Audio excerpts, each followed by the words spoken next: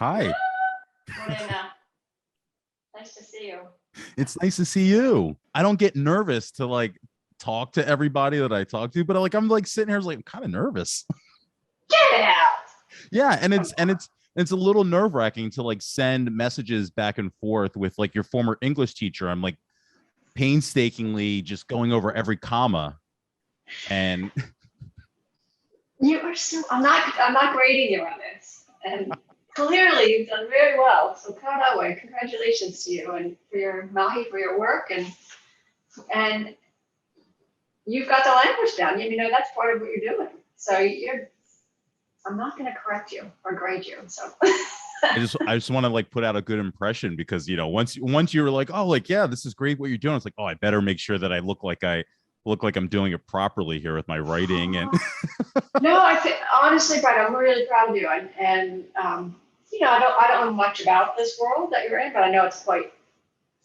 There's a lot of competition and a lot of people who don't make it. But the fact that you're on 2 years is amazing. And it sounds as if you have a nice.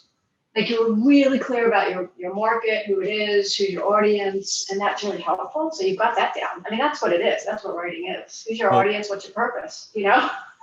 Benefit of talking to you about this after 2 years is that you learn along the way. And maybe a year and a half, I might not have been able to been as clear to you about what this is. Good on you. I mean, that's good for you. And that's great. So, and it must be fun for you. I mean, I love the title of your show. We weren't friends in high school because it's, you look back and you think, why were we friends? Like, it's so silly, and having, for a long time lived in that teaching world, you just see it. You just think, oh my gosh, you have to let people figure it out, but it's really lovely that you've been, I haven't listened to a lot of what you've done, but it sounds as if you've tried to reach a range of people and not just stick with the people you knew.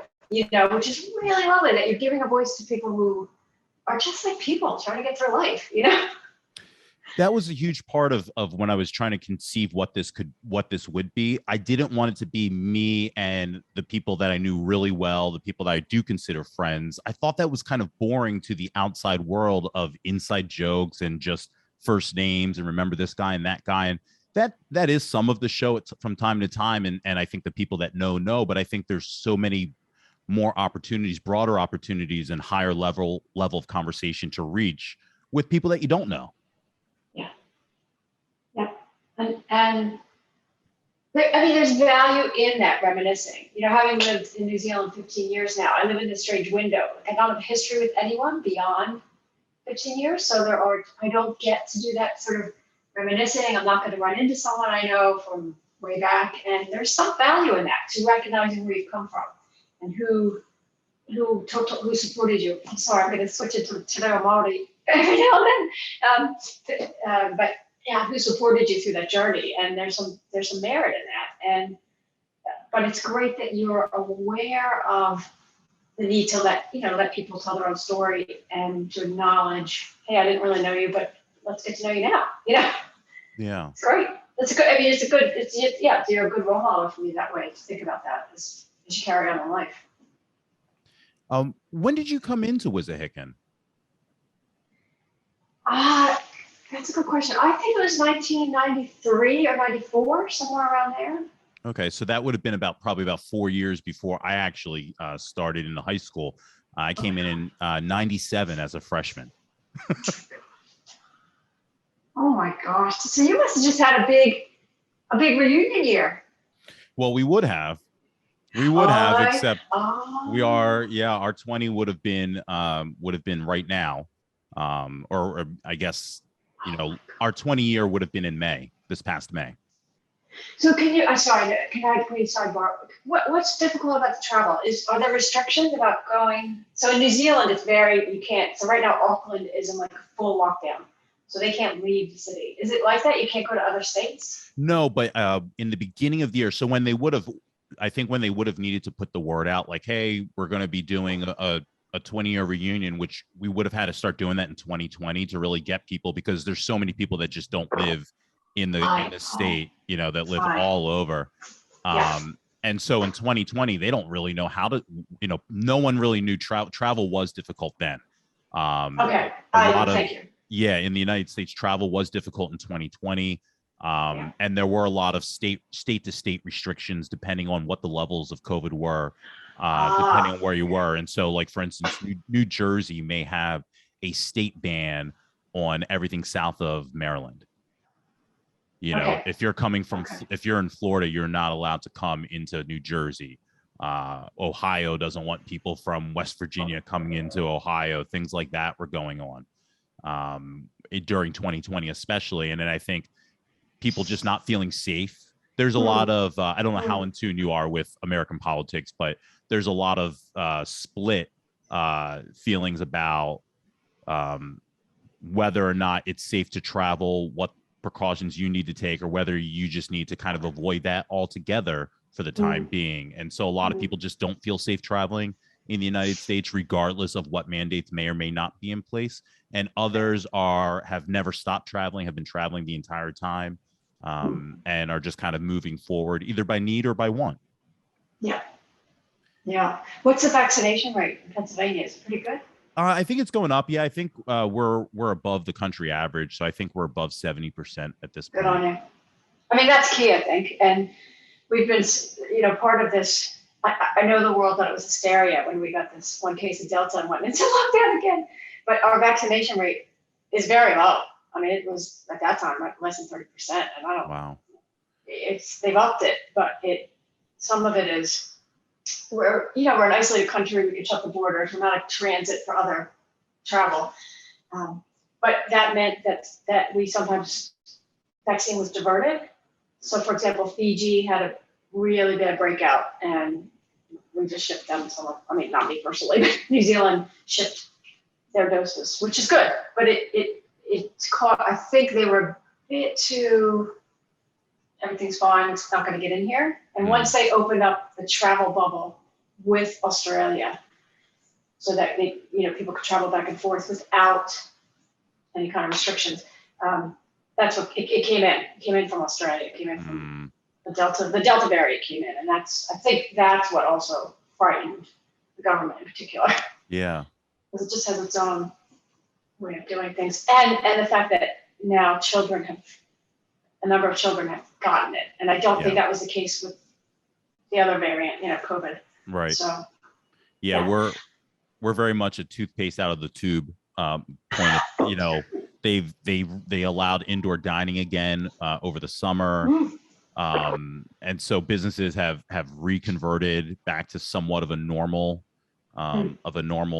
service. Outdoor dining is still a thing here, but a lot of places, they've released the mask mandate. Now some places are trying to reinstitute it. Philadelphia has reinstituted it, but there's some places that are just plain hard to get. And it's kind of at that point where I think it's going to be kind of like, global warming. You've got a lot of people that, hey, global warming is real. We need to work on recycling. We need to work on new forms of energy. We need to work on emissions. And then there's going to be a loud minority that will never, ever buy in, will never, ever be into adapting life as they knew it, and I think that we're going to have that maybe 60-40 split for the rest of our lives. It's very insightful, that adapting thing. It's that your comment there, and it's also it makes me think that in our lifetime, in my lifetime anyway, there's not really been a global. Like I think about my parents and what they went through: wars, depression, all kinds of things. Death of president, JFK, and we haven't. I mean, I know that 9/11 affected America, but I don't think there's been a pandemic worldwide or some kind of event worldwide where it's been a uniting kind of feature with everyone. And you're right, some countries have adapted, some haven't, and some people have adapted that. And even within my own family side, that there are some anti-vaxxers, which is difficult. It's hard to engage because it's there, it's just sitting there, and it's worrisome, and yet you have to respect their right. And New Zealand is very different. They're just like, here's the deal, this is what you're going to do, and they call it this team of 5 million, and everybody gets on board, and they're a bit more, because it is an island country, and they call it 2 degrees of separation. Everyone knows everyone. They live in each other's pockets. You feel more, uber politeness and pressure to go along. Yeah. which can be good, but it can also be frustrating sometimes. That there's not this, yeah, they don't really say what they are thinking sometimes. And you sense it, but it's hard to have conversations with them. That sounds like high school. It's funny. It's so funny that you said that, because it really is. And in particular, living in Wellington, which is the capital, it's very much like, who do you know? And I mean, they will ask you these questions, and I recognize them. They're trying to find out who we know in common. And I'm thinking, I can't fuck up what they call it. I can't go back as far as you can to find some common ancestors. So it's funny that you said that. Yeah. Did you, was WWFINHS your first teaching school? I had lived I had done a bit of work in the Poconos. I lived up in Mount Pocono, Canadensis, that area. And then I taught, believe it or not, Upper Dublin before I got a short-term contract there. And then WWFINHS was the longest one. Where were you from? Where were you from originally? I grew up, I actually went to WWFINHS, believe it or not. And really? And when I was working there were some other, I can't remember now who it was, but there were a few other teachers who had gone there, gone through. And then one that I taught, Anthony Gabriel, remember? I don't know if you knew him, or Liz Gabriel, or Sarah. He ended up teaching there. So it's just this funny thing. Wow. I was living in the Poconos, and there were some family things, and I came back to the area and just fell into a job there. It was I think the hardest part was, like my coworkers, my colleagues would say, call me by my first name, but I didn't know their first names. I knew them as whatever, Mr. Smith or Mr. Jones. It's funny. It was funny. Yeah, that is so funny, because now we're in interviewing people now, it's a lot of kids, a lot of former students, their kids are in the system now, and they're like, oh, it's so funny now.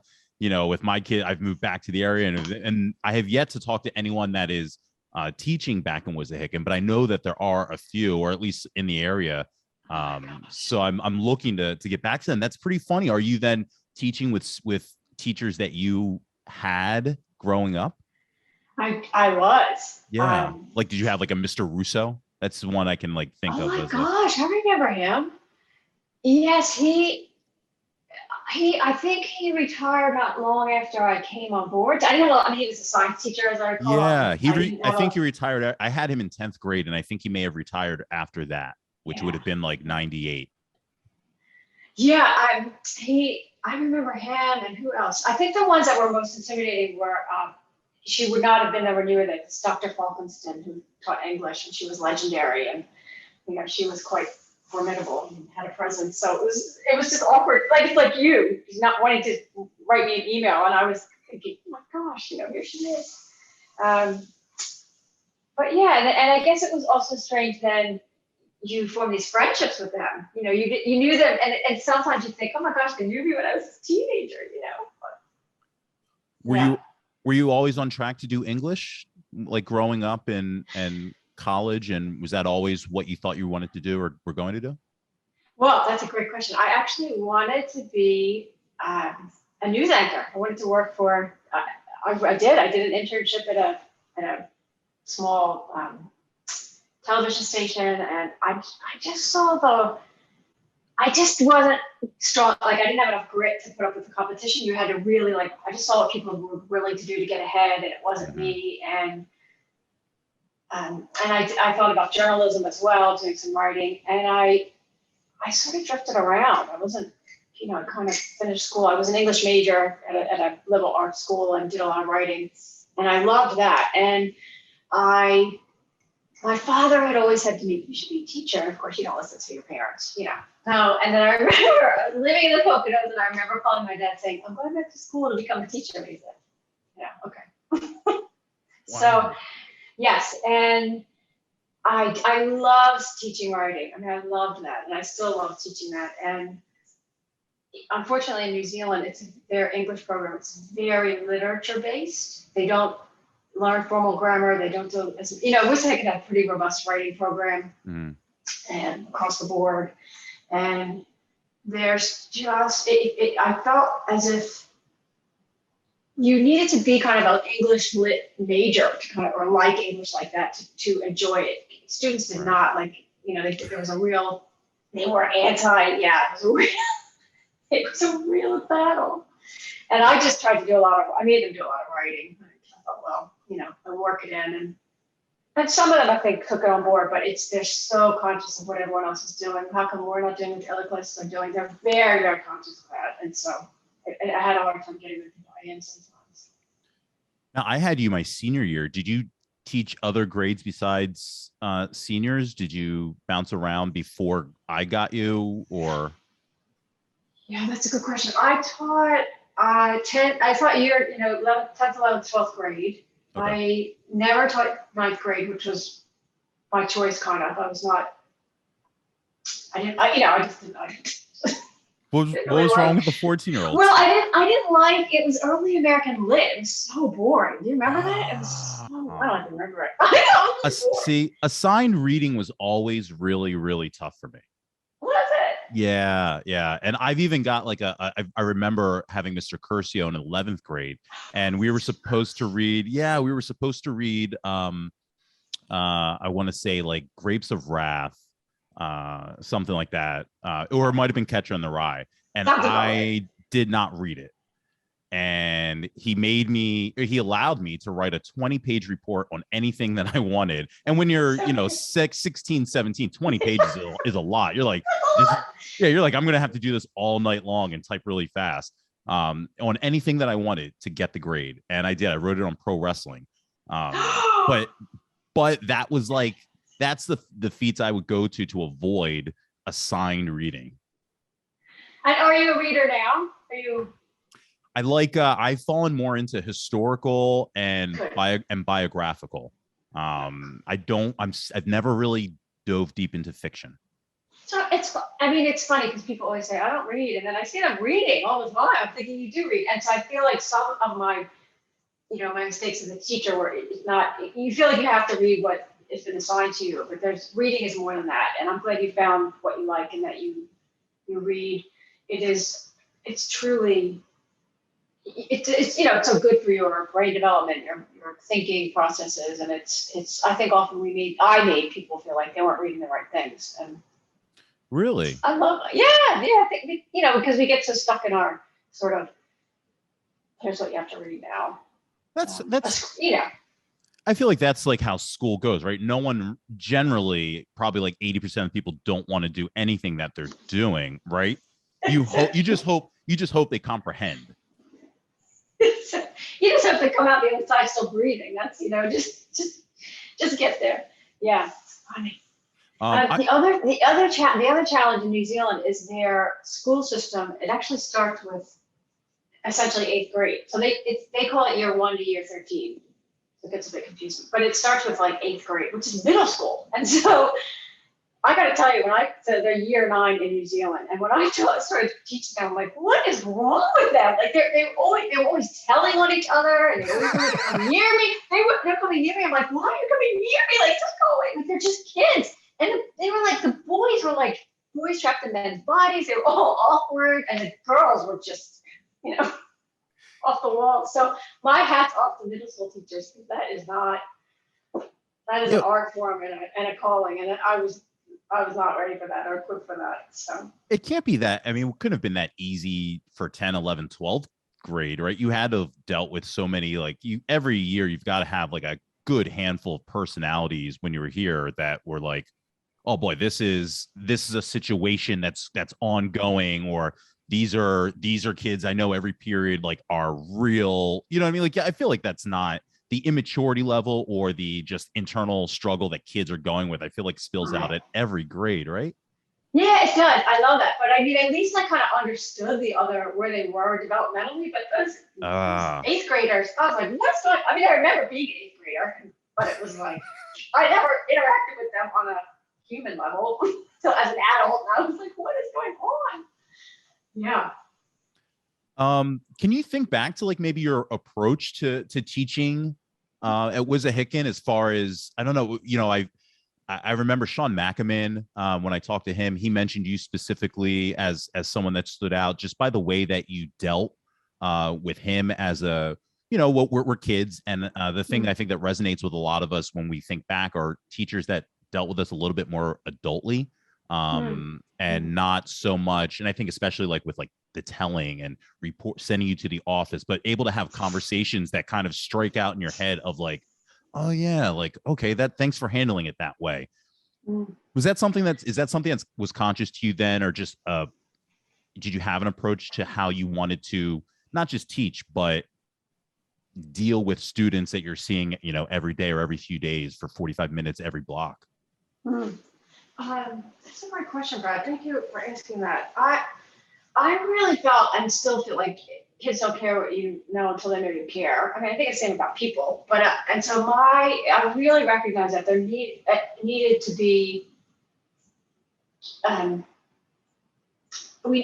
needed to be some kind of collaboration, connection, team building. I don't know what you want to call it, but and that I was, let's say there's a class of 27 people. I was 128th of the class. So I really, my approach was really to make sure that, and I wasn't great at it. There certainly were people I probably overlooked and could have done better, but just to try to, for whatever the 45 minutes or 50 minutes it was that we had together, you have to try to get along with these people. And that in life, you're going to meet people who are different from you, have different thoughts. Maybe you don't really, I don't know, want to hang out with them, but you've got to find a way to interact with them. And that you need to recognize that each person is bringing something that could impact your life or make you think in a different way or help you grow.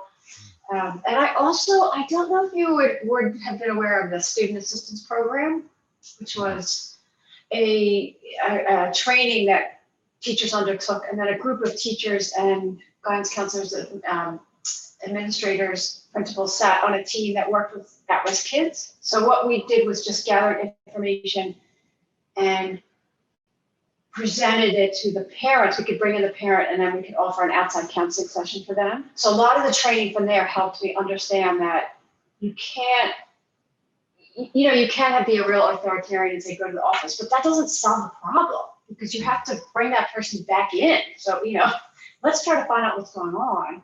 And why are you, I notice you're late every day. What's going on? And it could just be that on the way to class, I don't know, I see the person I broke up with or something silly, but it's a big deal. And that's right. You gotta navigate. Yeah. So, and I just was so humbled to be able to get to do, to get paid to do something I love to do. I really was, I was just gobsmacked that was a thing that I could do this. And I liked, I liked planning lessons. I liked teaching lessons, but I found it such a blessing to have these people walk through my door and like you have said, you didn't read, but it's funny that it doesn't, you're going to be fine. Like most kids, there were some that I really worried about, but most people are going to be fine. You're just going to navigate those years well. And so that was really, it's good to hear that some people recognize that and can't took that on board. It didn't always work. I tried that approach in New Zealand. It didn't really work. They're not very sort of, they just want you to be, it's shifting. It's really shifting now. They're being more aware of that, but they just wanted you to be the authentic. There's a bigger gap between teacher and student there, that you were, in charge and you should, they didn't get that. They just wanted you to kind of be the authoritarian in the room and make it work.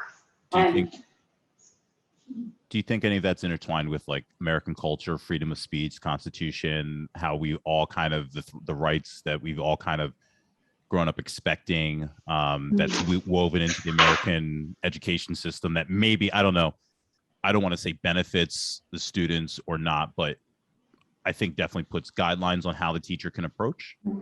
I had not thought about that. And I think you're onto something. There are some cultural differences. So body language is very different here. And in America, we tend to be, in fact, my keeping husband, when I get, he's like, you're talking with your hands again. They're very reserved, very, how's your day? Oh, yeah. They're very, but I will say this, when I first came here, I landed in a small town called Opotiki, 70% Maori, so 70% indigenous people, very rural, very small town. And I thought everywhere in New Zealand was like that because that's where I started, that it was, the people spoke to you in Te Reo Maori. There was a Maori, kaupapa, the Maori are the indigenous people. So there was a way of doing things.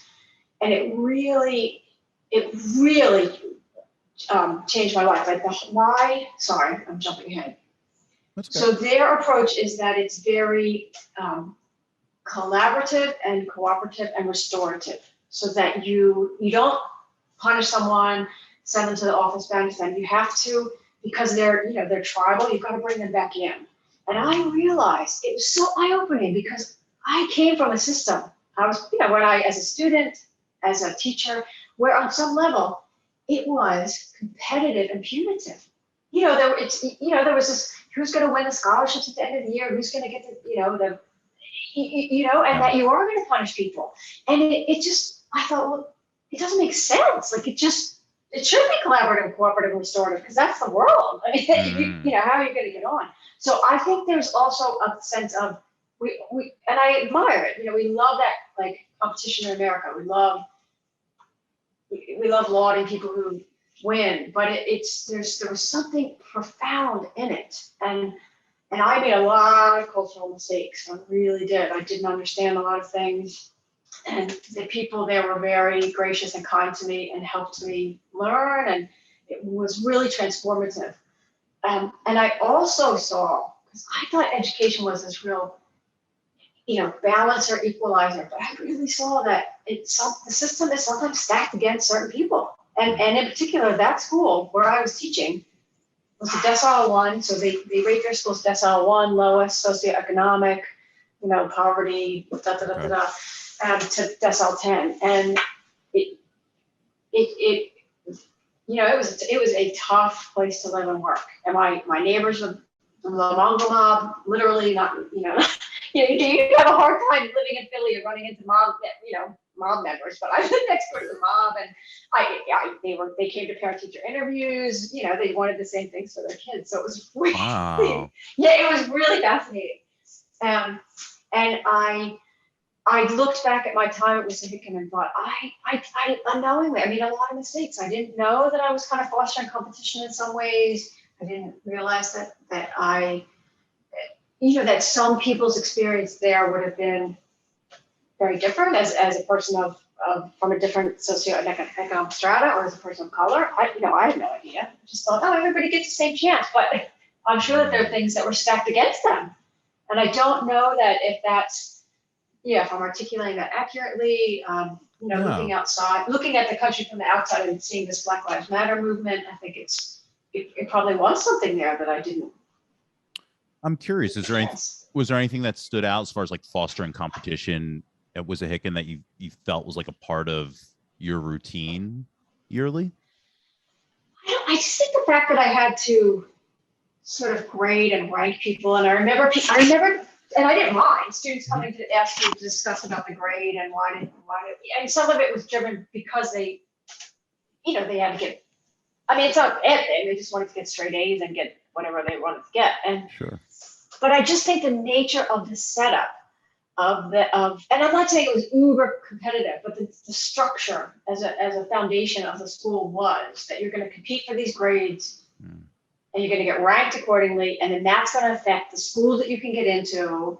And I think that's the change that I saw in my short time there, that there was a time when you could just do well in high school, come out and get a job and be fine. And then people just felt pressure to go to college as a way to measure your value. And I remember my niece not, struggling and not getting into school. And then she did get in, but it was too hard. She dropped out. And she still to this day feels like she's dumb and she's a failure. She doesn't have a college degree. And I thought, so that's what I think the message that I pushed was, you should go to college, And I don't think I was overtly saying that, but I think my mindset was like, oh, everyone will go to college, and that means you're a success.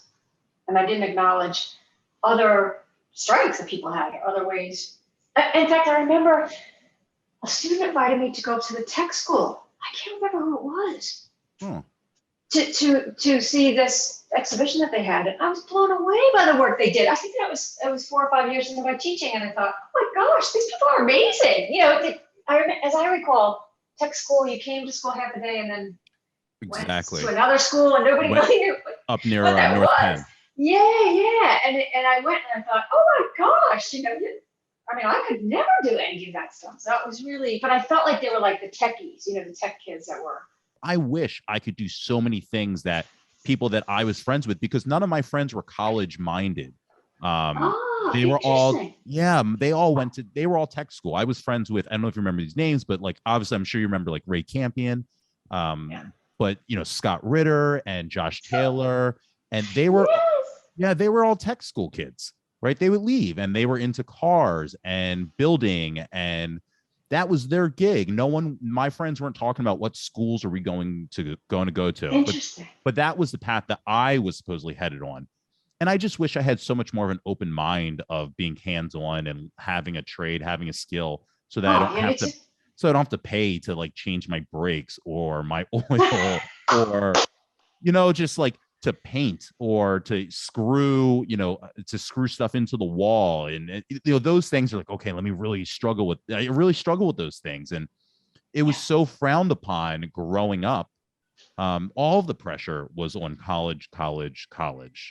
And talking to as many students as I have now, so many took that path, and a good amount either left partway through that journey or had to change course of what they were even going to college for completely, and went on realized, oh my God, for the last 6 years I've been going about the wrong thing, and now I want to do this. And we just didn't know what we wanted, but it is this like this kind of hidden stereotype of like you had to apply yourself out of college.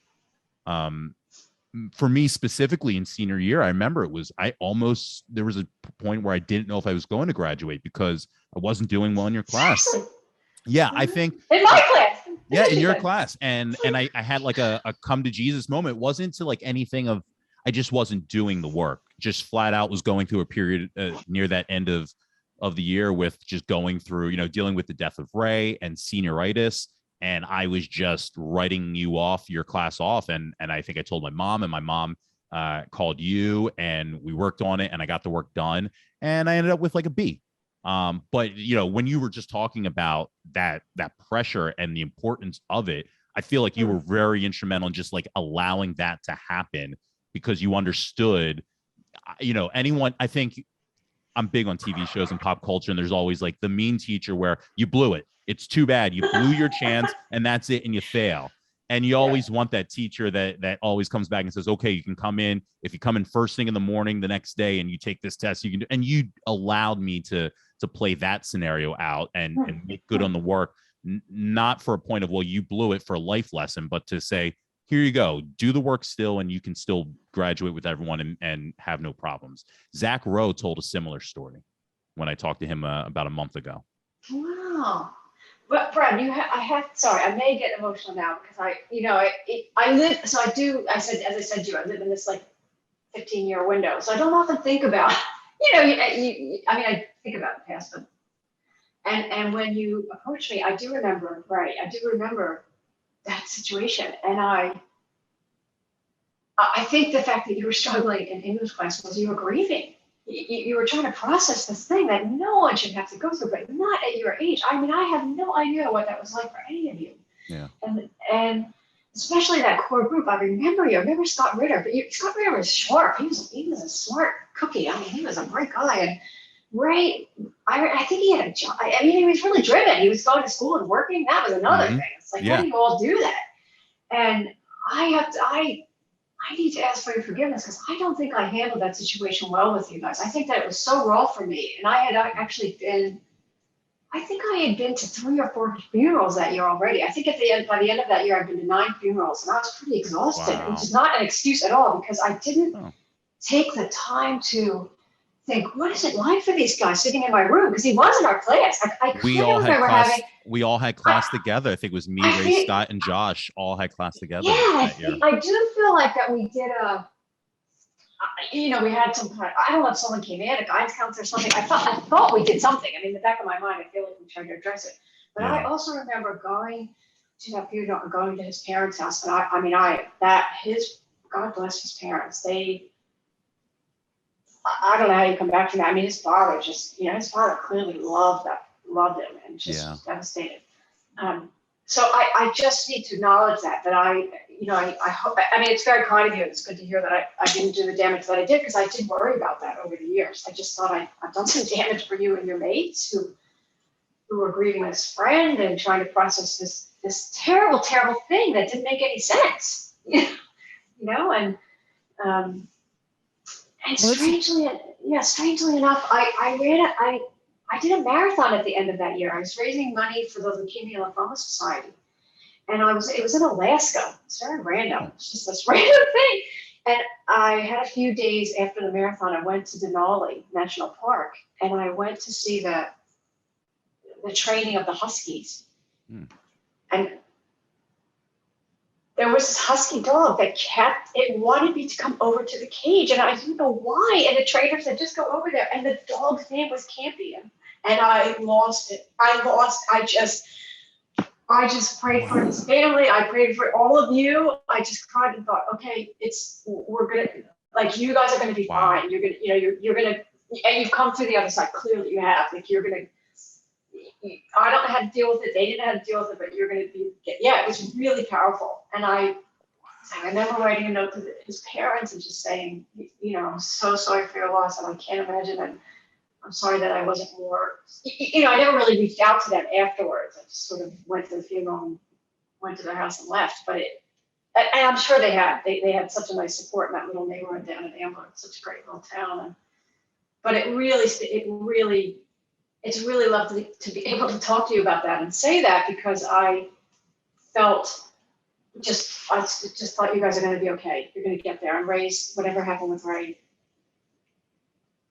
we can't undo it. I mean, I think that's what I kept thinking. We can undo it and we can make it good, but So well done to you for getting through that really difficult time, and for being a kind person. I don't remember any of you being really, mad, doing stupid things, setting fires in the bathroom or being mad at the world. You try to deal with your grief, and maybe just not doing English was the best choice, and a way for your mom to come in and talk to you, support you, and say, okay, let's figure this out, and then let's figure out the other stuff. So I think what I learned from that is you can't just talk about it one day. You have to check in every day with this. I should have checked in with you every day. Just even if I did it quietly and privately, I should have checked in with you every day, with Scott Ritter every day.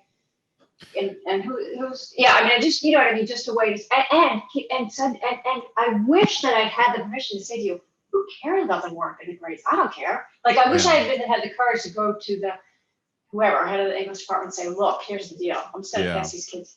They don't need, in the big picture of life, they don't need to do this work. It doesn't matter, It's interesting, And what New Zealand is everything's fine till it's not fine. Everything's fine. And they just move on.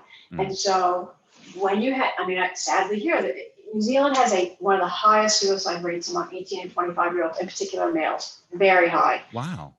16 to 25. Yes. And so I've been through several suicides as a teacher here. They just move on. They just move along. Everything's great. And so and I didn't move along. I just said, here's the deal. Here's how we're going to run things here. And it might be uncomfortable for you, but we're just going to take a time out today. I just learned from that you have to check in. You have to identify the key people. And there have been other tragic deaths as well that just have happened, but it's not healthy. You've got to really, so anyway, so I'm sidebarring and. No, that story's incredible. So I appreciate it, because that's benefits of this podcast are when, people open up new memories or can give me information, because people credit me for my memory, but there's a lot of things I don't know. So when someone can drop something like that I just wasn't even expecting to come out of this, that's means a lot to me. Well, thank you. And, in a sense, we went through this life-changing event together. I really do remember I remembered you. I remembered Scott Ritter, and I knew there was a third person. I remembered Ray. I never you don't get that really. And may it have been Danielle Pitcher? Josh. It must have been Josh. Yeah, maybe a Danielle Pitcher. Oh, Danielle, yes. Oh my gosh. One of the things that you were talking about that struck me when you said you were like one of 28 in the class. That's like how you looked at it. if you were the, one of 28, from my side being another one of 28, I was always so conscious of where I stood in class, as far as like popularity. How do people look at me? We talk about stereotypes a lot: the cool kids, the nerds, the dorks, the band geeks, the the outcasts. We had the trench, we were right before Columbine, so we had trench coat mafia. You mentioned the techies. Were you ever, I know you were aware, and I'm sure you saw, but being one of 28, did you ever find yourself falling into the, oh, these are the, like, here's the cool kids, or like that affecting how you know what I mean, interacted, like, oh, here's the, like, you wanting almost to be accepted the way that like a student would want to be if you're one of 28? Do you ever find yourself like, oh, I want, like, you want to be obviously have a good relationship, but do you want the cool kids to like you, or like these guys are really smart and I hope I click with them, you know what I mean? Like, Such a funny question. I think probably I favored, like, when I coached. I'm sure I favored the lacrosse players, field hockey players. I don't know. I was conscious of it, but I'm sure that I had a lot more. Yeah. So the jocks. I think that maybe the jocks. They were called the jocks. I think the jocks. I think that when you, I remember being in high school as well, and you kind of knew where you stood. But I think that's more important to you as students. I don't think the teachers are. But I think what's funny, I think what I saw with the teachers was, it was like, who gets to teach AP English? That was the, you know what I mean? And I was never in the running for that. And I really liked it. It was funny. The other thing I saw change when I first started teaching there were, a lot of levels, level 1, level 2, level 3, level 4. And I was like, I'll take level 1 and 2. I was one of them. I love that. I loved working with that group. And I, thank goodness, because when I ended up in a Portuguese, I had a really, really rough group. Really rough with the kids, and I asked to stay with them. And this principal said, "Are you sure?" I'm like, "Yep, I want to stay with them because I worked really hard to get them, to this space, and I want to stay with them." And they would have been they would have been the throwaways. I don't know what you call them, but they would have been the troubles. Yeah, like they were special ed. Well, yeah, probably some of them were, but they just came from some pretty. They didn't have a lot of coping skills because, they would, pardon me for the language, but they get their way to cope with, call someone an F and C and punch them in the head. And I was like, well, what else can we do? Like, let's turn. But that was what was modeled for them at home. And I saw it, I saw it in this little small town. I saw it in the grocery store. People basically just didn't have a lot of coping skills and were under a lot of pressure. And they tended to, especially if they were involved in mob. So I realized that it was really stressful for them. They didn't want to live like that. They understood that, this wasn't helpful or. Yeah. And so I got some guidance and advice from Akuya, a venerable old lady, a Maori woman who came into the room to help. A lot of them were special ed, so she came in to help with them. And I watched her.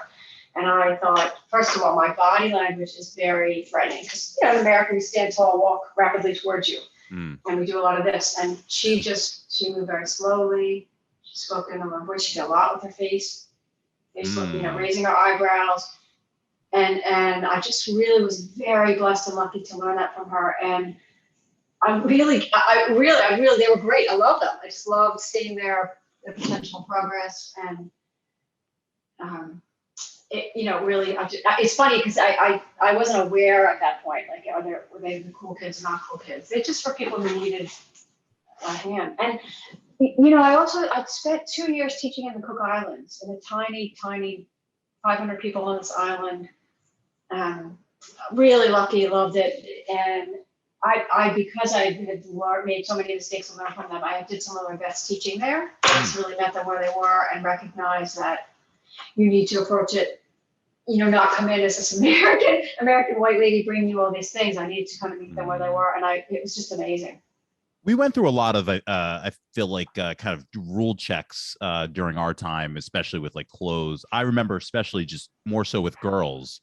Right. We were the girls of our class were like the spaghetti straps, the short shorts.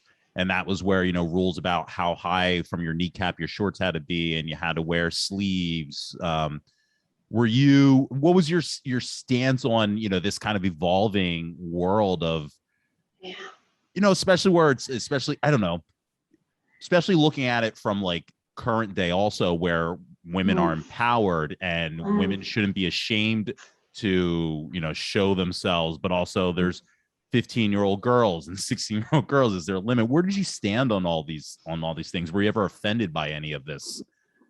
I felt like it was really difficult for my male colleagues. Like sometimes they would come to me and say, look, because I do remember this sort of like G-string underwear, and they wear their pants really low, and it was just awkward that the teacher, because he couldn't approach them, so I felt there for them. And I didn't like pajama day. I thought that was so weird. I really did. I'm like, you should not be wearing pajamas to school, because first of all, mentally you're like in your pajamas. You're just like, oh, let's just chill because I'm in my pajamas. Did you partake then? Was that something that the teachers no, were? I didn't. I don't remember doing that, but I do remember it was a thing. Mr. Lazar in his PJs. Did he really? No. That would be funny. Oh my gosh, that's funny. No, but to get back to that, it is a fine line, you know, and that isn't a real American thing. Like, I have a right to wear what I want to wear and do what I want to do, which is great, but you have to be conscious of other people.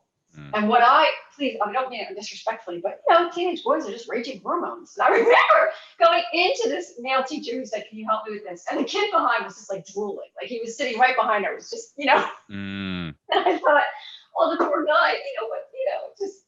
It's probably me. Yeah. And so I don't know. And it's funny because I was really bad about, I almost got yelled at and called into the principal's office here because I wasn't doing uniform checks properly, but I wasn't used to, like, they had to pull their socks up. I'm like, good Lord, if that's your biggest worry in the day, think of your socks. You know, and they could only their hair had to be short. The boys couldn't have hair touching the collar. Girls, no dyed hair, no jewelry, you know, and they tried to get, that's how they would like break the rules. They wear earrings. Yeah. Oh, earrings. Yeah, you know. So they would, and also I would say that in amongst the Maori and the Polynesians, they're very conservative. So when I went to teach in this Cook Island, I could not wear sleeveless. It was hot, you know, like sleeveless, and cover up. Like they were very, very modest. They wanted me. Yeah, even now I go to this Pacific Island Presbyterian Church, and they want you to wear a long skirt and cover up. So they disrespect it, you just do it, but they're very much more conservative. And I'd say that another nice thing about the uniform is you can't kind of tell them socioeconomically where people come from. I mean, that was the distinction for me when kids were coming to school in cars nicer than mine. You know.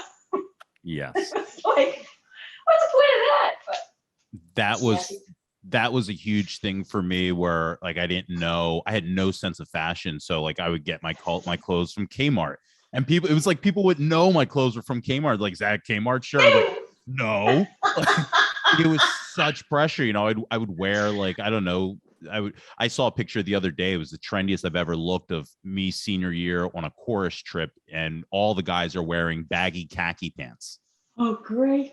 But like I just wore like whatever was bought for me. And, you know, I had no idea, but some kids, you know, Eric Coxon talked about Armani and the clothes that he was so into, you know, passed down from his grandmother that taught him about designer wear. And I'm just like, dude, how did you even know about, like, I had no idea these things even existed. I don't know what Versace is or, you know, any clothing line. Yeah. That's so funny. And it's funny because I have 4 sisters and 4 brothers, and then the end of them. And when I got to middle school, I really wanted to play sport. And my mom was like, okay, well, here are your brother's cleats. They were too big. I stuffed them with newspapers, and she's like, that's all we got. You know, I was just so happy I could play a sport that I was so unaware, and I lived in hand-me-downs. I just was unaware. And here, it's, you know, I just go to secondhand shops. I don't care anymore. But I think there was a time, I feel like when I was teaching, I was really into clothes. I feel like I thought, I got money now, I can buy, you know, to live in hand-me-downs anymore. But I didn't realize that it was still, I think when I was in high school, it was Izod shirts and Dayglow. And I remember I wore, you know, Chuck Taylor Converse, Bobos, they called them, but now they're fashionable, which I think it's so funny that they're fashionable now. I was going to say, I feel like I remember Izods when I was a kid, and that I feel like they all kind of made their comeback. I always ask classmates what they were like watching, listening to. What were you like watching? Were you watching shows or movies or anything like during the 90s era? Were you ever? I feel like was Melrose Place on then? Was there something on there? Melrose, yeah. Watch it with, oh gosh, it's so funny. Yeah, 90210, 90210. No, I didn't watch that. 90210. Oh my gosh, I didn't watch that. I think kids were into that one. Yes. And they were also into, I think it was Friends then. Friends, yeah, Friends was out. I didn't watch. I think they were into that. What else? Oh, Seinfeld. I like Seinfeld. Yeah, Seinfeld. Oh, it was Mr. Quimby. You remember Mr. Quimby? Yes, funny because I looked in the yearbook and you have a quote as far as if you weren't a teacher, what would you be? And I think it said Mr. Quimby's fashion coordinator. Because remember he always wore khaki pants and a blue shirt. Do you know that I arranged for his class to dress up like that? I got him out of the room and they all dressed like that, and I went in. Oh, so funny. And also, oh my gosh, it's so funny. So this is the thing that teachers do. We used to play pranks on each other. Quimby and I in particular. So they're you know the Keith Haring artist with the stick figures. Yeah. So there was a Keith Haring drawing, and there's like a fart coming out his back, and it has like a circle in a car, like a no farting zone. So I put that on his map, the roll up map. Well, you remember Mrs. Linden? She was the head of the, Yeah. So I do this and I think it's so funny, because I was often in school because I was coaching. I was often in school at night. I'd go back in and get my stuff, and I walk by his room and the janitor's in there. I'm like, oh, I'm just gonna come in. Anyway, so I think this is so funny how he comes to my room and he's really upset. I said, what's going on? And he said, Mrs. Linden observed me today. And I was like, or Miss Linden, whatever. And I said, okay. And he said, guess what happened? So he's teaching.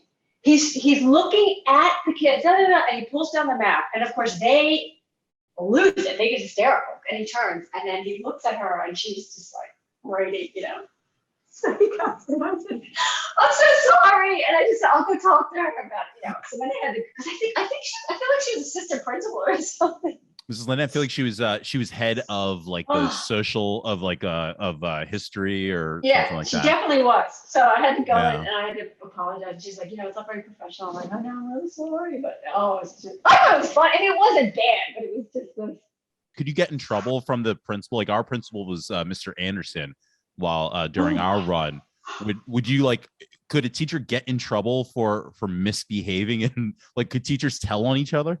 I don't know. I mean, I think if you could cross the line, but let's talk. Sorry, can we talk about something else that Mr. Anderson makes me think of this? So yeah, some of what drove me to leave with Hicken was the behavior of Matt Milio, Mr. Milio. All that, because I awkwardly kept running into him. His room was right next to my classroom down that hallway, and he had blacked out his door. He had put and that it's a big no-no. As a teacher, you're like, you don't lock out the window. And I kept running into him. One time I went into the locker room after practice to put equipment away, and he was inside the girls' locker room in the gym with some girl. And I was like, what? And then he's acting like I said, what are you doing in here? How'd you get? It was very awkward, and I kept seeing him, and I was very, very concerned about some of the behavior. I'm thinking, and I remember going to a teacher and getting some guidance and saying, look, I've documented these things. I used to see him in the park. It was just weird. Something wasn't right. And she said to me, you can submit that, but you're going to lose your job. And I said, what do you mean? And she said, he's got connections with so I'm just bringing this up because one of the people that he had gotten good with was Mr. Anderson, who was a bit sexist. I don't know what, he was a bit sort of, and so I think that looking back now, I understand that Mr. Milio really was a predator, that he had been, eventually things came out after I left New Zealand, and it turns out he had systemically been grooming girls for years, and even at his previous school. And I think that when Mr. Anderson came in, this is how he introduced himself to the staff when we met him. He said, who got laid this summer? And I Like, what? And he said, no, Mr. Schwartz and some other math teacher went to Hawaii and they got lays when they got off the plane. Ha ha ha. But I think in Mr. Milio's mind, he thought, I got permission now. So this guy's one of mine. Like, I've got permission to do what I want to do. And I think that's when this is my narrative, my framing of it, looking back. But I think he started again because I mean, you might know more than I because I was in New Zealand, but it turned out that systemically there had been a number of, it wasn't just one, he had been systemically grooming girls, I mean, for years. And so I remember leaving with Katie Ling, this teacher next door to me. I just said, look, this is just documentation of things, just walk it away. And if something comes up, and ironically, like a few years from the second year in New Zealand, I heard that the FBI came in or something, and they. Yeah. Yeah, I know a couple cases were brought to light that he was brought up on charges of. When you talk about like I don't know, like a new principal, and you said you notice it looking back, but what is the dynamic between like a teacher and a principal as it relates to like the rest of the faculty, the culture, because you've had a few principals throughout your school time. How does a principal act for, as like a leader for a teacher? I think, as a student, we look at like, oh, the principal's the big boss, but I think as a grown-up, not knowing a lot about, the teaching world, I guess I find it hard to look at like the principal is the actual boss of the teachers, but is that the case? Does the principal set the tone? Is the principal the leader, or are you guys all kind of look yourself as independent contractors and he's just in charge of the students and the rules for them? Great question, Brad. He's my boss. He's the leader. You have to be respectful of the people in charge. And I can't remember, there was a succession of several principals in a row.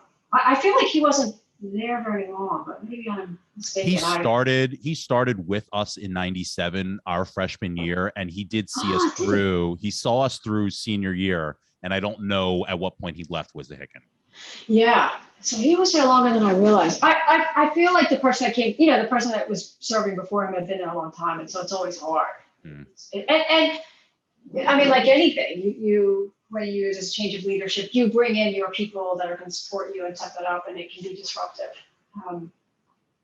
But I think it was such a shocking thing to hear him introduce himself that way. And he maybe hadn't attempted to be funny, and he was nervous, there could have been all kinds of things, but it just didn't go over well with the staff. We were sort of like, what?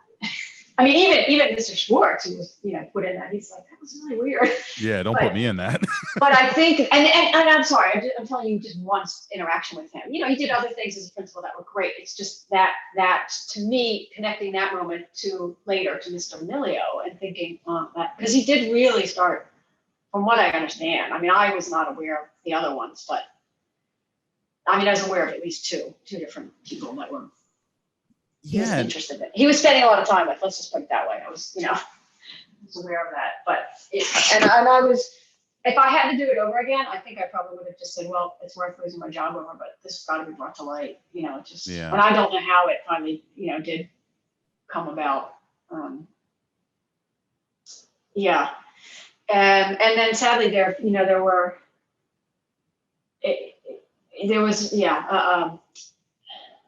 it's hard to talk about. So a colleague of mine, as I was teaching in New Zealand, and I remember talking to her about that situation. It just came up, and it turned out that she was doing the same thing, and she committed suicide, and very quickly, suddenly, and it was really, I really struggled with that because I didn't see it. I was just I was like, how did I not see this? Because I saw the other one, and also because I had said some really judgmental things about Mr. Milio's behavior and sharing his story with her. I think it came up because there had been a case in New Zealand, and we were all just sitting around talking about it. And so I had to really, I was just ashamed that, and I will say that the Polynesian students really, they came in every day, prayed in her room, they came and prayed with me, they took her out. I mean, it was just an amazing situation. They felt really hard done by. And so it was a learning curve for me. And I remember speaking to her mom couple of years after, I just ran into her and just, I'm very sorry. And she said, it's, it's okay. And I think for my colleague, she loved teaching. It was what she did. And she just felt trapped. It was like a quick, it was one of those quick decision suicides. It wasn't a, well-planned one. And, but the school didn't deal well. I mean, they did the best they could. They didn't really know what to do, but they didn't handle the situation well.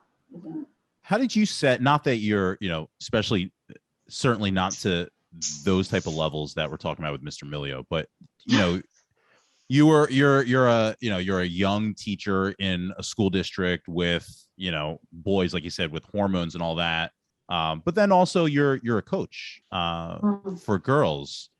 How do you go about as a teacher, like setting these limits for yourself so that you don't get yourself not in a situation where you have to make a decision, but so you don't put yourself in an awkward situation where someone else could look either as, with boys, but also with being too friendly with these girls that you may be coaching. Like you said, you think you favored them, but I'm sure in the back of your head, you don't want to be the friend teacher, let's hang out, Miss McCracken, on a Saturday night type of thing, right? You don't want to give off that impression. How do you create that separation with students? Because students, I think, will go with whatever you put out. Yeah, it's interesting because because part of the team thing is you have team dinners, so you go to these parents' house and you interact with them and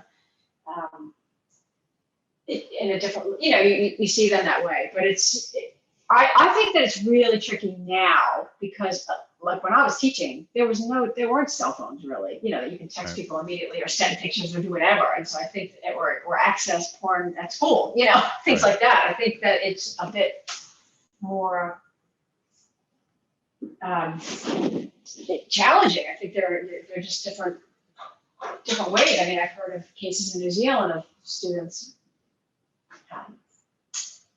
sticking a camera under a teacher's skirt and taking pictures. I mean, there's things like that going on. Right. So you're not aware of all of that. Like and I think you just, you're mindful that you're the adult, but it is. So, for example, things like your friend dies, it's probably okay to hug them and say, but you're always aware. Like if I do this, it's just going to get misinterpreted. You're always aware of that. You're always aware of. I think as a female teacher, you get a bit more leeway than a male teacher, which is probably, I mean, it may have changed now, but a double standard. Yeah. And I would say that for me, there are just several guidelines you get as a teacher. So you always keep the door open. You don't cover up the window on your door. If you think you're going to have a difficult meeting, you ask somebody else to be present, a colleague. You just cover your butt, really. And it's sad that you have to think that way. But it is just, I think it's just the nature of the beast now. I think it's, I don't know. I mean, I've been out of the States teaching for so long, so I'm not really sure what goes on there. You coached both lacrosse and field hockey? Yeah. Was it varsity? How did the girls' sports work? Because is there JV for field hockey and lacrosse? Yes, and at that time, I think there was a 9th grade team as well. I don't know if that's still, they just have absorbed that into the high school now. And so I started JV, both of them. And then I was a head coach at some point for lacrosse. And I also remember working at the football games on the sideline with Mr. Lomedy. We would hold the sticks. I remember doing that. Because I think we got paid or something. Anyway, it was really funny. I remember doing that, and I remember working at the wrestling net. Like I just did anything I could to sort of get extra money so I could travel. That was my flight money. Oh. Coaching money and anything extra was I was able to do a lot of traveling in the summer, which is great. But I remember getting I didn't get out of the way fast enough. I kind of got tackled on the sideline. And I remember in class, one of the students saying, "Oh, at the game, the stick holder got tackled." And I was like, "That was me!" Like, it was just really funny because they were like, "What?" Did you play lacrosse and field hockey in high school? Like, did you know the sport? I did. I played in high school, and I played in college as well. Just a small school. I played 4 years. And then I think at that time when I was coaching, I was still playing on the weekends. There were, adult traveling a bit, but I may have stopped by then. I can't remember. I want to ask you about two rather embarrassing for me moments in your classroom dealing with works that we were exposed to. Okay. So yeah. One was we watch, and these are like, it's funny, like I was thinking about them today. I was like, this is like very like, it's cancel culture as they call it, but it was, the idea of making a hoopla without understanding what you're making a hoopla about, strictly off of your first impression. Okay. So the first one was we watched Deathmatch. Deathmatch? Does this sound familiar? Death Trap? Is this Death Trap? Death Trap. Yes, it was a play. Death yes. Trap. Okay. Yes, Go ahead. yeah, Yes. yeah. It was Sorry, a play. Deathmatch. Yes. Okay. I was like Death Trap. Okay. Death Trap. So yes, let me remember this. He's married, and they kill his wife or something. Yeah, and they're in a relationship secretly, and it's like the big twist. It's like, oh, actually, we're gay together. And I actually did some reading up on it by blundering the name. You'd never know, but I did a little reading up on it where it was Michael Caine's first ever gay role. And he said like people were up in arms about it originally. He told him, don't do it because it was going to ruin his career. And people were screaming on the screen, but that's Superman. And it was a very controversial, in the, I think, 70s, very controversial movie and role for both of them to take. And so backstory of the scene also so the big thing is we're watching this movie. They kiss or something? They kiss, right? So we're 17, 18 years old, and this is like the first movie I've ever watched where two gay men are kissing, and I'm just like, I can't believe she's, this is in the era where it's cool to make fun of gay people. It's cool to use gay slurs. Everyone's doing that in the 90s and the 2000s. So here we are watching this kind of, again, higher level type of art with Michael Caine, one of the greatest actors of all time, in one of his early roles, playing this kind of, not a big movie, but it's a play. So it's a literary piece, but we're watching this movie and I'm just like making it a thing to make it a thing. You know what I mean? I don't remember this. Go ahead, keep going. This is great. Yeah, so this was the first one, but then the second one where I was like, this was the one where I think Scott and I left your classroom. Rape fantasies, short stories about Margaret Atwood. Yeah. We were to read that one, and I was just like, rape fantasies. You can't make me read about rape, and I was just like, I'm not doing this, and we ended up leaving the classroom. And you excused us from that specific reading, but we were just like, we're offended. And I feel like it's those things again. I didn't know what I was, revolting against, or I was just making a hoopla to try and make a scene about something. But let's put it in perspective. Was this after Ray's death? Yeah. Or was it? It could have been, but it's possible that it wasn't. I don't remember, like feeling like in term. I remember specifically just wanting to be like a troublemaker and wanting to like cause attention to like maybe try and get you in trouble or try, what I mean? Like you can't make more so just because I don't want to read it, but also just playing into, things that I just didn't really know much about in the first place. But I just found did you ever read rape fantasies? Because it's not about rape at all. Did you ever go back and read it? I didn't. I read a summary about it before talking with you yesterday. I did read a summary about it, and it's like a dark humor, right? Well, probably what I could have done better is to say, introduce us and say this has a provocative title. Let's figure out why. Because her fantasy is really just about she's going to take these men home and she's going to help them. As I recall, it's not. The fantasies, the fantasies aren't about rape. It's there's nothing sexual in it at all. I mean, she's just a really lost woman. But it is so possibly I could have done that better. And I guess with the Christopher Reeve thing, my brother was gay, and I think when he was 8, he knew him. Like I don't know. I still think like, how do you know at 8? But it didn't occur to me that this wasn't and this is what I'm saying to you. I think about like I didn't really think about what other people maybe experience in their own lives. I think I just was like, oh, let's watch this. And I was just thinking it's more the surprise of it, and it's like a clever twist, and it's. I feel like the original play was called The Mousetrap, but I could be misremembering. That sounds right. So, yeah, and so that and they changed it to call it Death Trap, but it's this very clever sort of.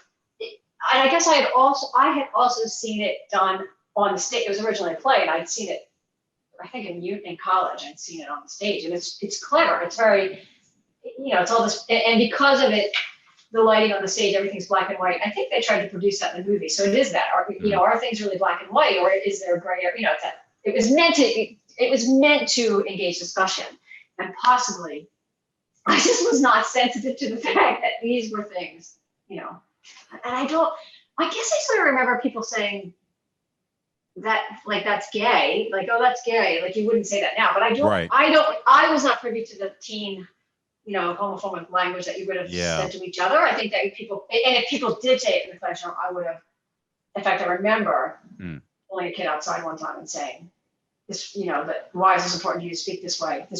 I just want you to be aware I'm a brother. And I will defend him. I don't want to get comfortable for you, but you can't use this language in front of me. I mean, if you do choose to use it, it's going to get bad. I just remember having that moment, but I'm so sorry that I put you in that position. I'm so sorry to you and Scott if that made you uncomfortable, and if I was insensitive to other kids in the class. And I don't think I was uncomfortable though. That's the thing. I really remember it more of like, this is just something I want to be right about. I also apologize that I didn't acknowledge that, and you were right to, like, this is your moment. That's great. That's fine. And what else can we do? Like, I sort of remember you guys leaving. I don't remember you leaving the class, but I'm assuming I didn't chase after you or. No, I think we probably went to Mr. Anderson or something, and he probably talked to you and. No, do you know who it was? Tom, what's his name? The other guy. Speakman. Yes, I do remember this now. He came to see me, and he said, yes, this is funny. This is so funny. So what do you remember? He came to you and said, what's the deal with the rape fantasies? I think he said 2 of your students came, and can you tell me? I think what he wanted to know was what is the story about, kind of thing, what happened in the class. Tell me. He wanted my version of events, and I can't remember what I said about, I guess you guys laughed, I don't remember. Yeah. I don't remember if you made a big protest or, but. We did that day. I don't know. I don't remember what I said to him, but I do remember him asking about that. And then I feel like we had a little meeting together somewhere, all of us. That sounds right. And I think you just said, like, I think you gave somewhat of the explanation of what you just gave about what this was, and maybe even said, like, I could have explained it better so that you weren't upset or didn't feel like you had a reason to cause a stir. But in the end, you excused us from the project. There weren't any repercussions or anything.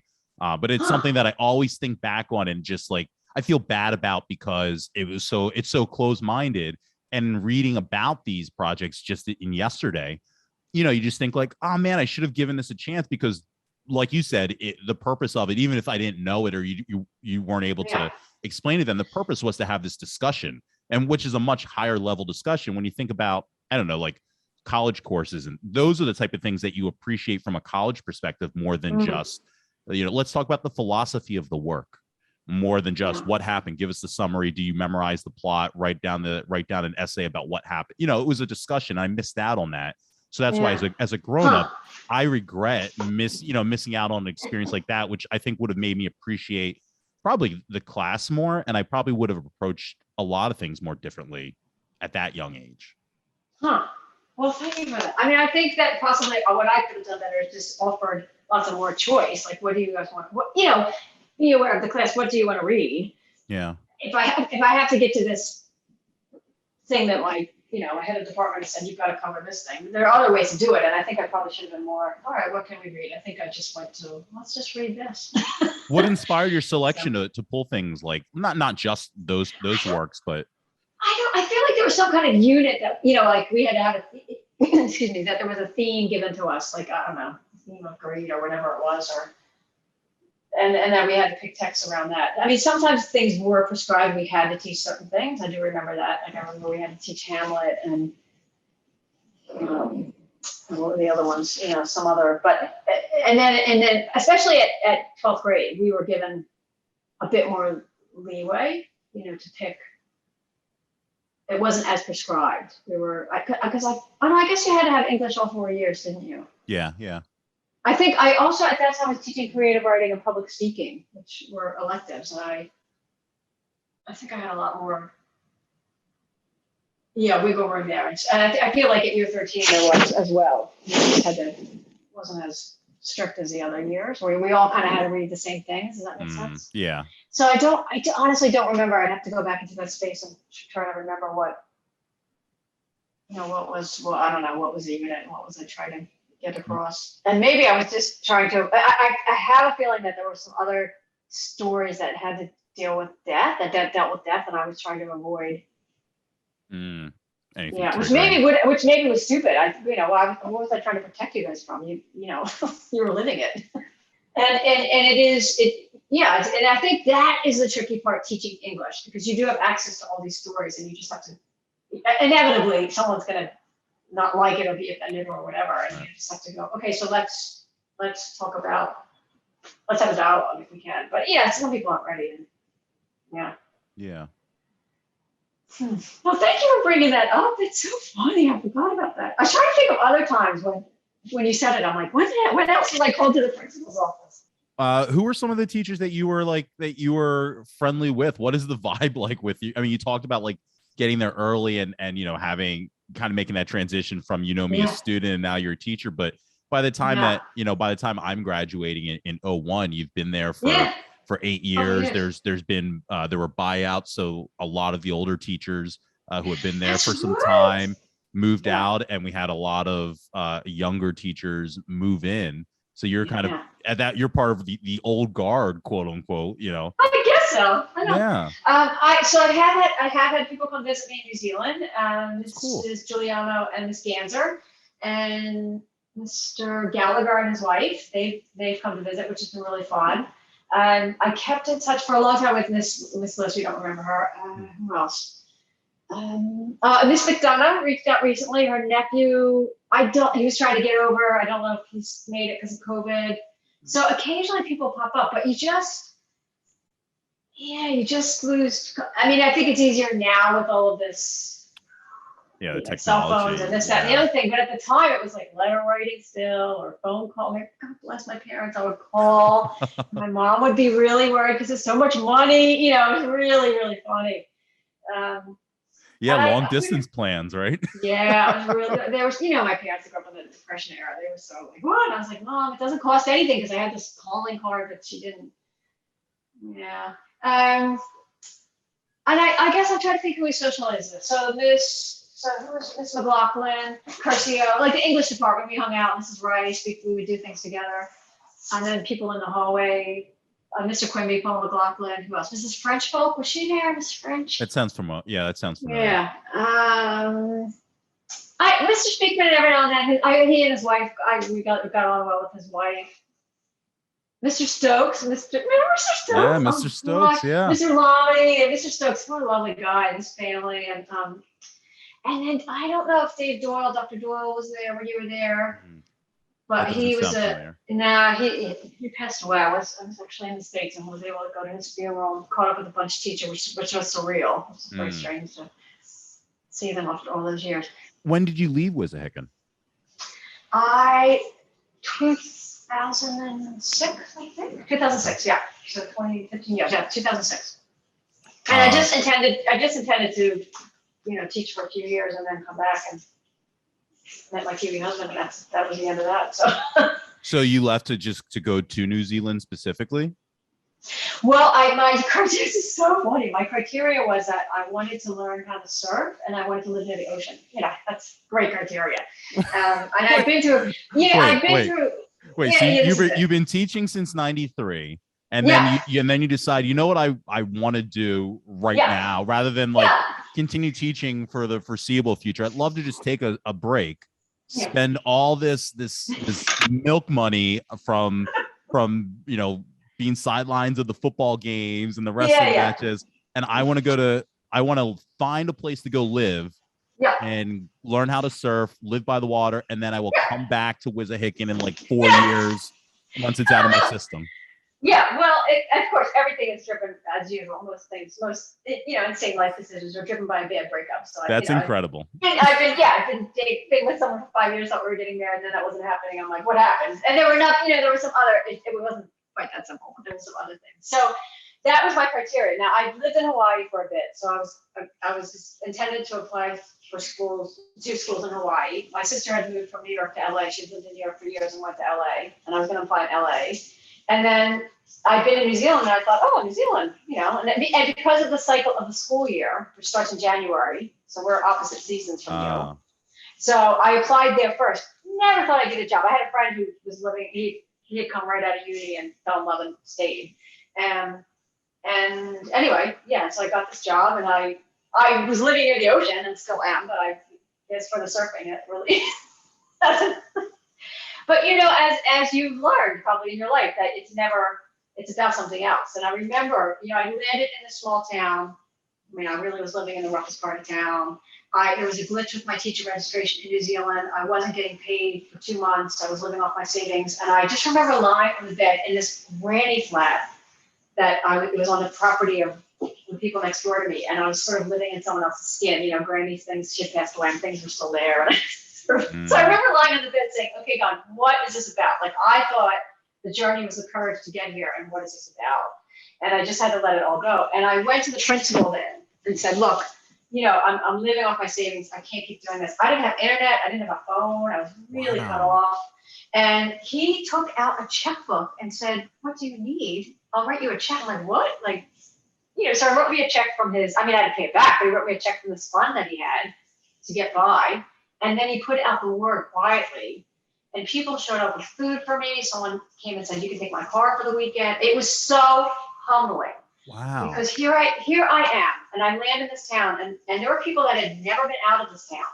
And I'm thinking, what? And I realized, you know what? It wasn't right or wrong. This is where they live. This is what they did. And they took me in. They gave me everything. He invited me in to work through the process of getting registration. And what I realized was that I was really approaching it as from an American point of view. Like, we got to get this figured out. Whereas in New Zealand, it's more like, hey, how you doing? How's the family? What's going on? You kind of do the relationship first. You make sure the space is sacred. In fact, when I was meeting with you, I was debating, like, should I do this mihi that we clear the space first? That's the kaupapa here. You just do that to make way for things that are going to happen. And then at the end, you end it with the same, that whatever we've shared here or done here, it's here.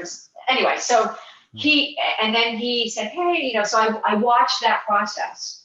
And in the end, he was able to get it sorted. But the other thing, Brad, that I realized was that, and this was so humbling to me, I thought, I am a white woman who's educated in America, and that puts me ahead of a lot of people in the world. And I had never thought about that. Like, if I had to, I could have gone back and moved in with my sister in LA and found some work or gone, I could do it. And I thought, these people in this town are doing the best they can with what they have where they are. And this is it. That and I'm not making this up. It sounds like I am, but there was a hitching post outside the bar. Kids would ride to school on bareback, jump on a horse, ride in from up the coast, come into the school. And, it was just like stepping back in time. And I also thought, this isn't about me.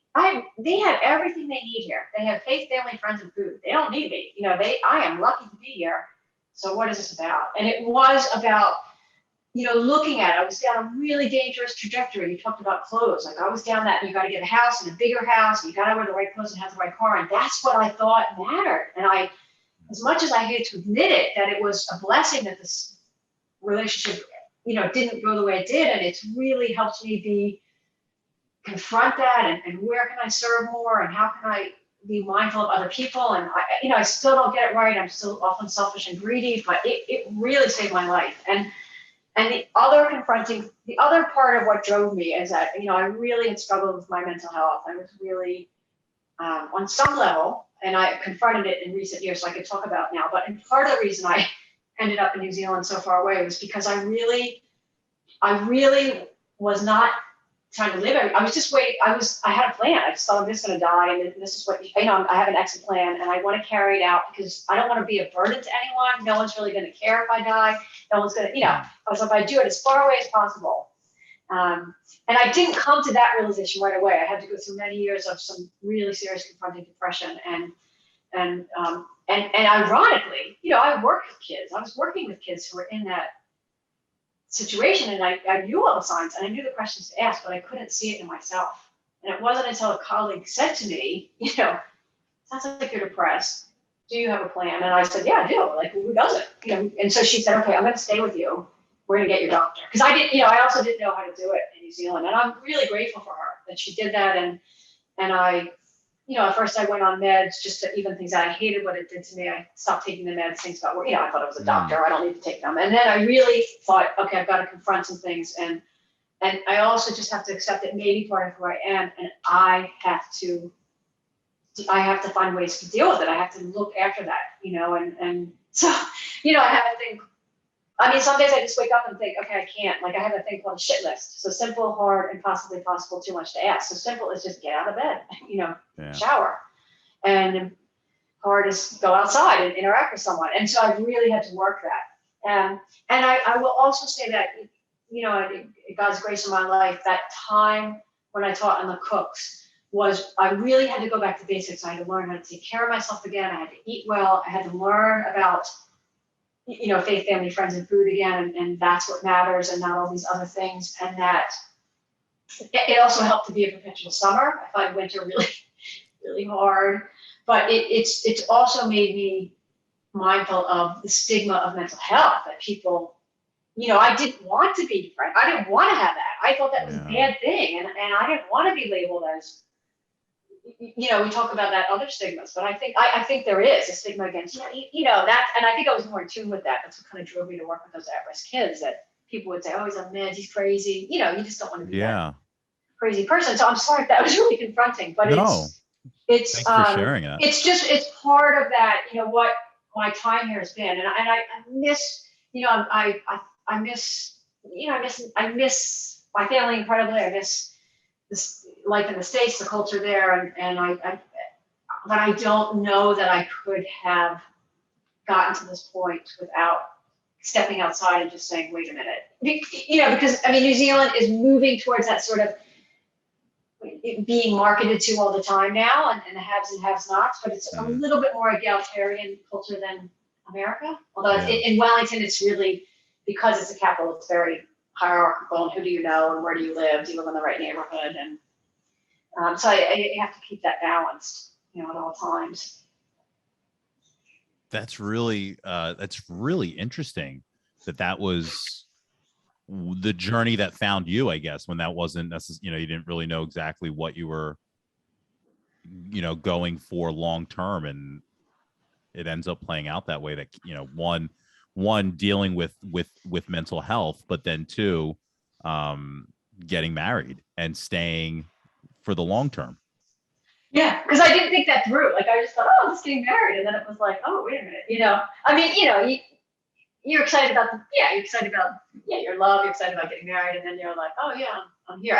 And so, yeah, to be fair, he has, they're grown now, he has girls, and I was okay with that. I think for me it was when my aging parents, and when they got older, and I do remember my dad getting quite sick, and I went, and my husband and I we talked about going back to look after them, take care of the family home, and my dad was like, absolutely not. Like, he wanted nothing to do with it, no part of it. And I had to respect that. He really felt like it was his job to look after my mom. She had Alzheimer's, and he really felt, I think looking back, she probably had it in her 70s. So you're right, Brad. It's funny. It's funny when I sit here now and think, but again, can you, where else would you want to be during COVID? It's just fascinating. It's just, it's been extremely stressful watching it unfold in America, and also watching, crazy, certain politicians that were, Well, yeah, like when you talk about, what happened, it was just so funny, because I was in the Cooks when it happened, and they, and I thought, there's no way he's going to get, and my students said, Miss, we can't go to America now. We'll get put in jail. Like, that was their perspective in this little island, that any immigrants, they were, and I'm like, what? No, we're not like that. We're not like that. But, wow. Hey, I just realized I've got to get on with my day. I'm so sorry. All right. Here's the last thing. I was gonna say, what else? What did you want to ask that you didn't ask? No, I think I asked all the things, but the last thing that I do like to do before we end this is I'd like to pull out the yearbook and I'd like to take a little peek. Get out. Oh my gosh, that is so hysterical. Oh, there's Miss McCracken McBride, and there's Miss Scott, and Miss McLaughlin, and Miss McDonough right next to her. Oh my gosh. What is that? Thank you. Yeah, that's horrifying but fun. Oh my gosh. So this has been so much fun. Are you still Miss McCracken? Is that what you still go by? I kept my maiden name because it was his second marriage, and I said, let's just go get married, on an island. I was, I'd already been through planning a big wedding. I was like, I want to get this sporting thing. But my sister called and said, Dad wants to walk you down the aisle. So I think about now, I'm like, what were we thinking? But we came in, it was like a week and a half. We just came in, and we just didn't have time to change my passport and the whole, all the documentation. It's a lot, yeah. So I kept McCracken, and also, there were just some things with the ex-wife that were unpleasant. So I thought, well, I don't really want to be Mrs. Telfer right now. So I kept the name, and I like it. What I like is that people can find me, because I've tried to find some people that I knew growing up, and of course I don't know their married names. I mean, that I went to uni with, college with, and right. So if people, if they want to find me, they can find me. But I would have never found you if you had switched it. I wouldn't have ever found you. I know, it's funny. So I do. I mean, in retrospect, I like it for that reason. Anyway, God bless you and your family and your mom and Thank you. keep going. Kia kaha, stay strong and keep going. And you're doing great work. So thank you. I'm humbled I am humbled to be part of it. I really am. No, like I said, a few of us had some really great words and memories of you. So, important that you know that you made an impact on our lives. And, 20 years later, as scary as that number is. So thank you, not just for that, but then, willing to come back and relive some of this with me. Yeah, no, thank you. And I should acknowledge that that's one of the things about teaching is you don't really know. Like, you don't, you're going to be fine, but you don't know. And sometimes that's hard to keep going. Like, did I make a difference? Does it matter? So thank you for passing that on, because, I felt like I took more than I gave. I just learned so much from people who came across my life in teaching. So it's nice. It's nice to hear that I appreciate that you're passing on, acknowledge that. Yeah. Yeah. All right. As we say. Thank you. We will. Next time we'll have a little Tornado lesson. I'll teach you some. Awesome. I'm in. We'll do it again. Definitely. I definitely want to reconnect with you again. Okay.